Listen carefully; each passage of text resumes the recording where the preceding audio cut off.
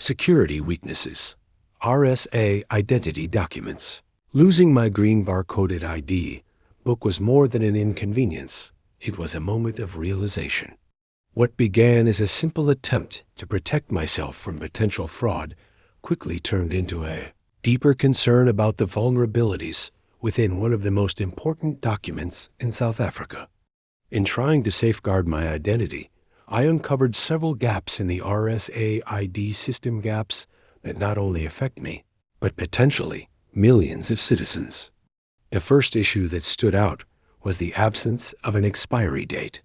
Unlike driver's license cards, which must be renewed periodically, both the ID book and the newer ID card remain valid indefinitely. At first glance, this may seem convenient. However, it creates a serious risk. A lost, stolen, or duplicated ID can be used for fraudulent purposes for years without detection. Introducing a 5-year validity period would not only strengthen security, but also ensure that personal information is regularly updated and verified, keeping records accurate and relevant. My concern deepened when I contacted the Department of Home Affairs. I was advised to submit an affidavit and apply for a replacement ID, but there was no option to deactivate the lost document. This means that even after reporting it missing, the original ID could still be used by someone else. The implications are troubling. A system that allows citizens to deactivate lost or stolen IDs would be a critical safeguard, helping to prevent identity theft before it happens, rather than responding after the damage is done. Another alarming gap is the lack of integration between ID usage and personal contact details. Currently, there is no mechanism to notify individuals when their ID is used or verified.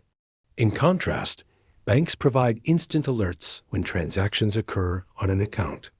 A similar system linking ID usage to a cell phone number or email would empower citizens to monitor activity and respond immediately to suspicious use.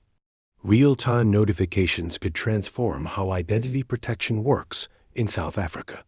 These weaknesses are not merely administrative oversights. They represent real risks in a time when identity theft and document fraud are becoming increasingly sophisticated. My experience highlights the urgent need for reform.